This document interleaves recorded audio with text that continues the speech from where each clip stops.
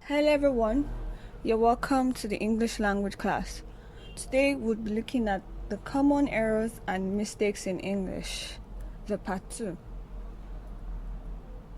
We'll be discussing punctuation marks, that is, comma, colons, semicolons, and apostrophes. And at the end of this lesson, you should be able to identify common errors you make and how you can avoid them. So let's get started. Commas. The comma is used to separate parts of a sentence, and if the sentence is spoken, the comma generally indicates a short pause.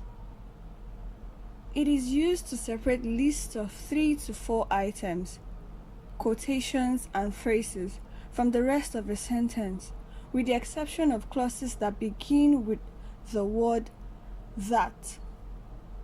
For example, please bring a calculator, comma, a number 2 pencil, comma, and several sheets of blank paper to the exam room.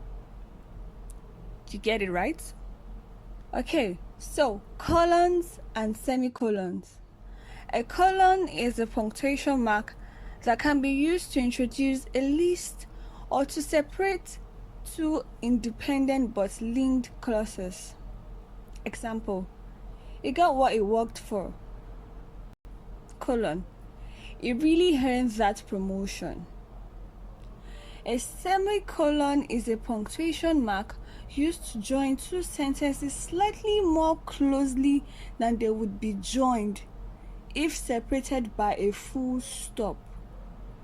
The semicolon is also used as a sort of senior comma to make meaning clear in a sentence where commas are already being used for other purposes.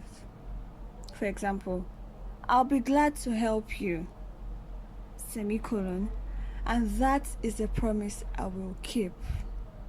I hope you do understand. So let's move.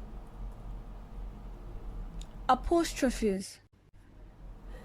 Apostrophes indicate possessive nouns such as jeans, bike, replacing missing letters in contractions like is funny instead of he is funny. When a plural word ends in S, make sure to put the apostrophe after the S. For example, Smith's house. After the last letter, which is S, you had your apostrophe. Or you could use the word bananas. Bananas peels. So after the last letter S, you had the apostrophe. Then you don't have to put another S. I hope you understand. So never use apostrophes to indicate plurals. E.g., a basket of oranges. It's not the same as a basket of oranges. Or you can say a bag of beans. It's not a bag of beans. I hope you understand. Okay, right, let's continue. Acronyms. An acronym is an abbreviation formed from the initial letters of other words and pronounced as a word. Before using one of the first for the first time, write out the full word with the acronym in parentheses, such as Federal Bureau of Investigation, that's FBI. Thereafter, just use the letters as in FBI. You pick the first letter in Federal Bureau of Investigation, like Federal, F, Bureau, B, and Investigation, I.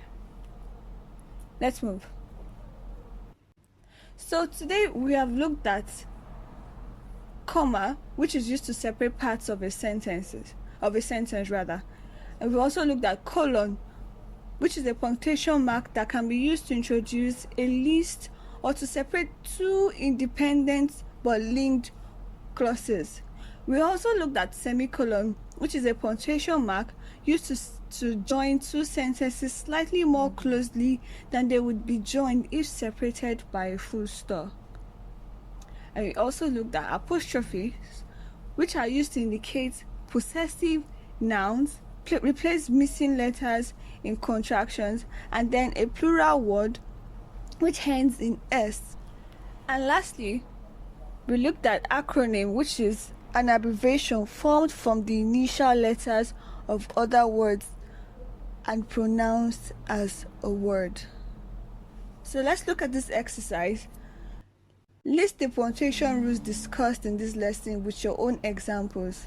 Then also list some acronyms with their full meanings. Thank you for listening.